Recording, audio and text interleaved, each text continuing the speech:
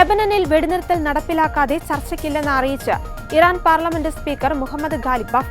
പശ്ചിമേഷ്യൻ സംഘർഷത്തിൽ ഇറാനും അമേരിക്കയുമായുള്ള സമാധാന ചർച്ച ഇന്ന് ഇസ്ലാമാബാദിൽ നടക്കാനിരിക്കെയാണ് ഇറാന്റെ പ്രതികരണം. US vice president JD Vance നയിക്കുന്ന സംഘവും ഇറാൻ പാർലമെന്റ് സ്പീക്കർ നയിക്കുന്ന സംഘവും തമ്മിലാണ് ചർച്ച നടക്കുക. പാകിസ്ഥാനാണ് ചർച്ചയ്ക്ക് ആതിഥേയത്വം വഹിക്കുന്നത്. ഇതിനിടയിലാണ് ഇറാൻ പാർലമെന്റ് സ്പീക്കർ നിലപാട് വ്യക്തമാക്കിയത്.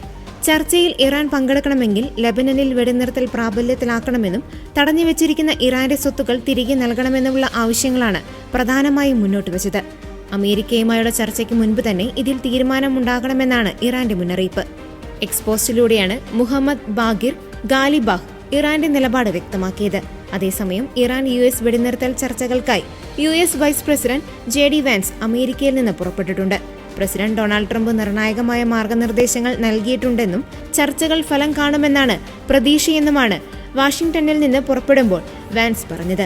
ഇറാൻ നല്ല രീതിയിൽ ചർച്ചകളിൽ പങ്കെടുത്താൽ ഞങ്ങളും തുറന്ന മനസ്സോടെ കൈകൊടുക്കും. എന്നാൽ അവർ ചർച്ചകളിൽ അടവുകളെടുത്താൽ ഞങ്ങളുടെ സംഘം കേട്ടിരിക്കില്ല എന്നാണ് വാൻസ് പറഞ്ഞത്.